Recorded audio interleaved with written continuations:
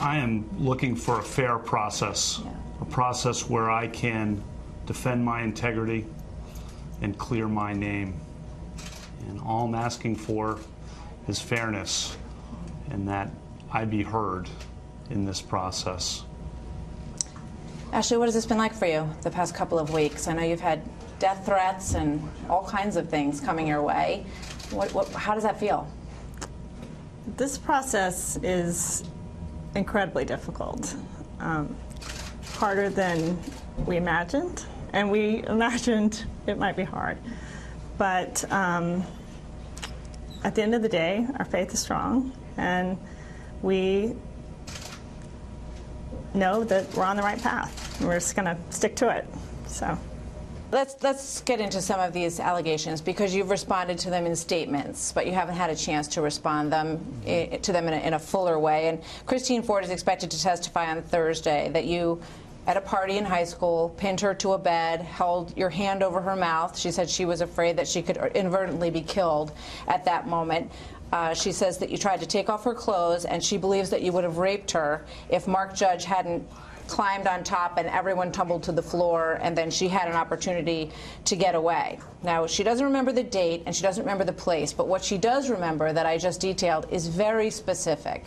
And other assault victims say that they've had similar memories where they remembered exactly what happened, but they didn't necessarily remember the events surrounding it.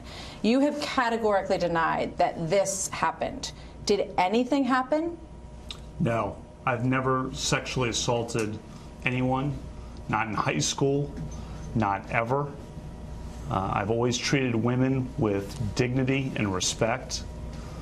Listen to the people who've known me best through my whole life, the women who've known me since high school, the 65 who overnight signed a letter from high school saying I always treated them with dignity and respect. But with regards to Christine Ford, do you know her? I may have met her. We did not travel in the same social circles. She was not a friend, not someone I knew. You don't remember ever being at parties with her ever? I do not. And this is an allegation about a party in the summer of 1982 at a house near Connecticut Avenue and East-West Highway with 5 people present. I was never at any such party. The other people who are alleged to be present have said they do not remember any such party. A woman who was present, another woman who was present, who is Dr. Ford's lifelong friend, has said she doesn't know me and never remembers being at a party with me at any time in her life. All I'm asking for is a fair process where I can be heard. And to this date, no one has corroborated the story that she has told, as you accurately point out. But so there's no chance that there was something between the two of you, that maybe she misunderstood the exchange that you had? Nothing ever physical? You never met her, never kissed her, never touched her, nothing that you remember? Correct. I have never had any sexual or physical activity with Dr. Ford. I've never sexually assaulted anyone in high school or otherwise. So where do you think this is coming from? Why would she make this up? What I know is the truth, and the truth is I've never sexually assaulted anyone in high school or otherwise. I am not questioning and have not questioned that perhaps Dr. Ford at some point in her life was sexually assaulted by someone in some place. But what I know is I've never sexually assaulted anyone in high school or at any time. So when she says there's no doubt in her mind that it was you, because she was asked that, is it possible that you maybe confused him, maybe it's mistaken identity, maybe it was someone else? She said absolutely not. I've never sexually assaulted anyone. I was not at the party described. I was not anywhere at any place resembling that in the summer of 1982. The other people alleged to be there don't say anything like that. And the woman who's alleged to be there, who's her friend, says that she doesn't know me and doesn't recall ever being at a party with me in her life. So let me ask Ashley, when this came out, what did you say to your husband? Did you question him and have moments where you wondered if he was telling you the truth? No. I mean, I know Brad. I've known him for 17 years, and this is not at all character. It's really hard to believe. He's decent, he's kind, he's good. I know his heart. this is not consistent with Brett. So now, over the weekend, you've got new allegations. And obviously, these other allegations, they say that they are standing up basically in support of Christine Ford, that they wouldn't have come forward otherwise, but they don't want her to be made out to look like a liar. And Deborah Ramirez was a freshman at Yale. She says she was at a dorm party, and this happened, quote, Brett was laughing. I can still see his face and his hips coming forward like when you pull up your pants. I'm confident about the pants coming up, and I'm confident about Brett being there. She was initially uncertain it was you, they write in this piece, but after 6 days, she's confident enough, she says. Should the American people view her as credible? I never did any such thing. Never did any such thing. The other people alleged to be there don't recall any such thing. If such a thing had happened, it would have been the talk of campus. The women I knew in college and the men I knew in college says it's inconceivable that I could have done such a thing.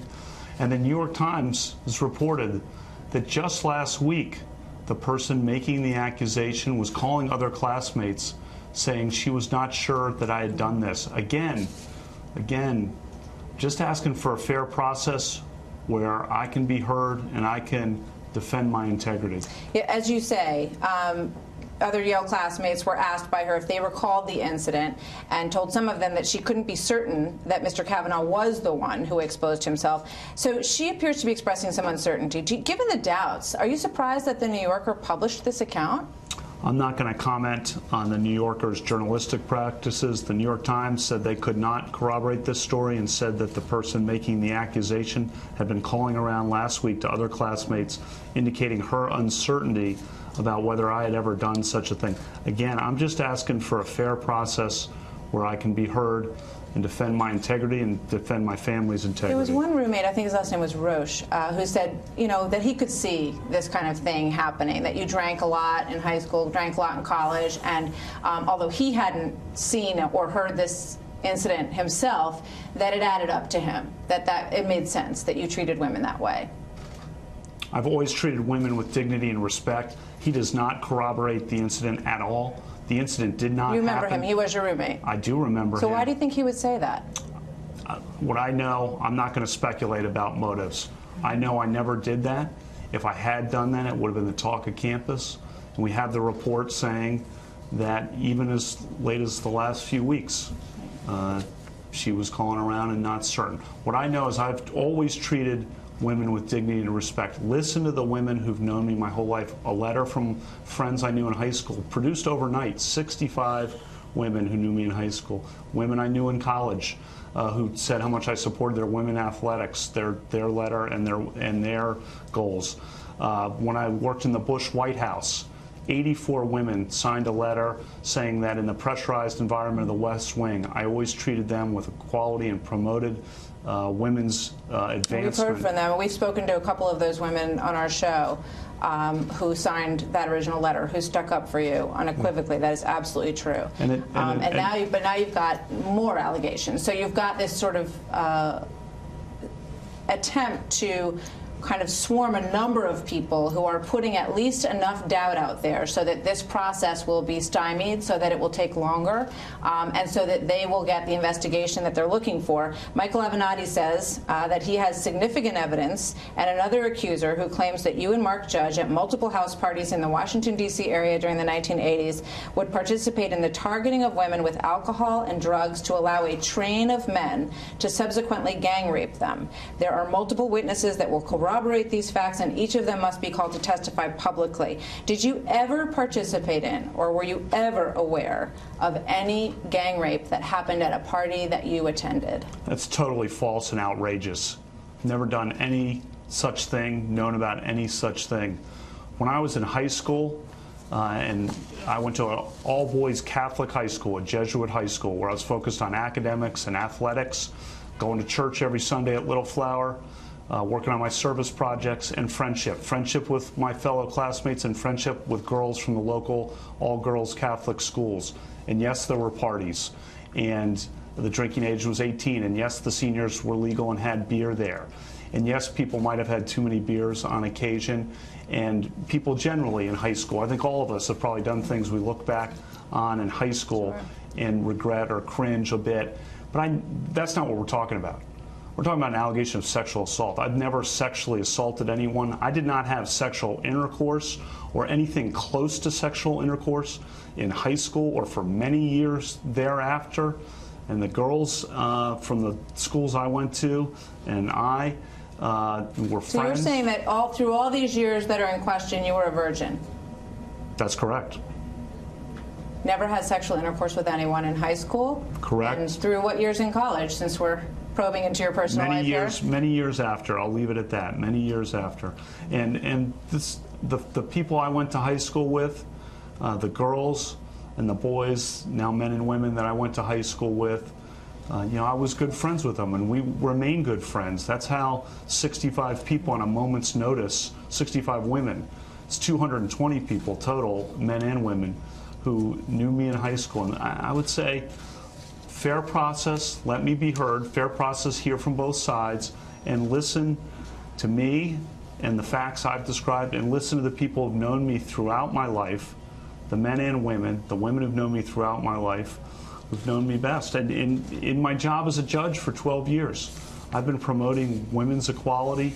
There was a problem with women law clerks getting hired at the Supreme Court. I am the leading federal judge in the country, the leader in the entire country of promoting women law clerks to get Supreme Court clerkships. For the last 7 years, I've been coaching girls basketball. Ask the moms. So what do you think is happening? What's happening? I don't know, but I want a fair process where I can defend my integrity, and I know I'm telling the truth. I know my lifelong record, and I'm not going to let false accusations drive me out of this process. I have faith in God, and I have faith in the fairness of the American people. America is about fairness and hearing from both sides, and I didn't do this or anything resembling this. This is wrong. So you are going to be pressed on something that you just said about people do things in high school, and you were all drinking. Were there times when perhaps you drank so much? Was there ever a time that you drank so much that you couldn't remember what happened the night before? No, that never happened. You never said to anyone, I don't remember anything about last night? No, that did not happen. Did you ever have any sense that any kind of the description of the behavior that I just described with these, women being taken into rooms and raped or having sex with a number of men, consensual or otherwise, that was going on at the parties that you were at? I never saw any such thing. Any such thing. I certainly never participated in any such thing, but I never saw or heard of any such thing. And I was focused on trying to be #1 in my class, and being captain of the varsity basketball team, and doing my service projects, going to church. The vast majority of time I spent in high school was studying or focused on sports and being a good friend to the boys and the girls that I was friends with. We have these great lifelong friendships that are fantastic, and supporting each other through the ups and downs of life. And they're an awesome group of people. Today, as the controversy surrounding Supreme Court nominee Brett Kavanaugh reaches an all-time high, the judge got a call from the president himself. He is about to describe that phone call and what this whole thing has been like for his family, his children, and his wife. So, Ashley, when you hear women say, that they repress the memory, that they've been struggling with their whole life, they never wanted to say anything, they were embarrassed to even tell their parents or their friends what had happened. But years later, in this situation, Christine Ford says, I felt that I wanted to submit what I knew about Brett Kavanaugh into his file because I did hear that he was up for this very important position, and I wanted to make sure that my story was in there. I didn't want to come forward, but I wanted to make sure that they had that information because she felt it was really important that they know. I don't understand it. I know Brett. I know who he is. But do you sympathize with the idea that some women would suppress a memory or wouldn't want to share it or would not be able to talk about it until many years later? I don't know what happened to her, and I don't even want to go there. I feel badly for her family. I feel badly for her. through this process. This process is not right. Do you believe there should be an FBI investigation into these allegations, and that a pause should happen and, sort it all out? If there's nothing to worry about and nothing to hide, why not have that process? Ashley, and then I'll ask you that, Brett. I mean, I've said all along, and Ashley too, I want to be heard. I was first interviewed last Monday, the day after the allegation appeared, by the committee staff under penalty of felony, and I denied this categorically and unequivocally, and I said twice during that, I said I want a hearing tomorrow, last Tuesday, a week ago. I want an opportunity, a fair process. America's about fairness. I want a fair process where I can defend my integrity and clear my name as quickly as I can in whatever forum the Senate deems appropriate. When you hear senators who are on the committee, Senator Mazie Hirono, and then you hear from others, the New York Senator Gillibrand, she says, I believe this woman. I believe all of them. They're credible, and we all have to believe them. When you hear United States senators who are making judgments, final judgments, what does that make you think about the presumption of innocence in this country? In America, we have fairness. We hear from both sides. I've spent my life in the judiciary, our judicial system. And part of the judicial system, as I've said during my hearing, was process protects you. That's what judges believe. That's what our system is built on, the rule of law, about fair process. Do you feel unprotected by the process? Fair process means hearing from both sides. And I think the process, I want to have an opportunity to defend my integrity and clear my name and have a fair process. A fair process, at a minimum, at a bare minimum, requires hearing from both sides before rushing to judgment. Let me ask you this. Separately from these allegations, is it fair to judge someone on something they did before they were 18 years old? When they were 17 years old, should anything they did then follow them later in life, or should it enter into any decisions made about them later in life? What I'm here to do is tell you the truth. And this allegation from 36 years ago. But separately from what you're being accused of, just as a judge, is it, if you were looking at this case as apart from what you're going through, and someone said, this person did that at 17 years old, is it fair to judge them on something like that when they're in their 50s, 60s, 6 years old? I think everyone's judged on their whole life. I'm a good person. I've led a good life. I've tried to do a lot of good for a lot of people. I am not perfect. I know that. None of us is perfect. I'm not perfect, but I've never done anything like this. So in terms of the process now and what happens now, when you look at how all of this, where all this generated from, do you have thoughts? Is this about Roe v. Wade? Is this about people who initially, right off the bat, said they wanted to see you never take a spot on the Supreme Court? Where's this all coming from? I just want a fair process where I can be heard. You don't have any thoughts on where this is coming from? I just want a fair process where I can be heard, defend my integrity, defend the integrity of my family. I'm telling the truth. You don't want to talk about where you think this is coming from? I just want an opportunity, a fair process where I can defend my integrity. Ashley, how's this been for the girls, for your family? What have you guys, give us whatever window you feel comfortable saying about what this has been like for you as a family. It's very difficult. It's very difficult to have these conversations with your children, which we've had to have, some broader terms for our youngest, but they know Brett and they know the truth. And we told them at the very beginning of this process, this will be not fun sometimes. You're going to hear things that people feel strongly, and you need to know that, and just remember, you know your dad. Did you guys ever look at each other and say, I'm out, this is enough, just isn't worth it? I'm not going to let false accusations drive us out of this process, and we're looking for a fair process where I can be heard and defend my integrity, my lifelong record of promoting dignity and equality for women, starting with the women who knew me when I was 14 years old. I'm not going anywhere. Do you believe that President Trump is going to stand by you throughout? I know he's going to stand by me. He called me this afternoon and said he's standing by me. All right. Thank you both very much. Good to speak with you today. Thanks for taking the time. Thank you.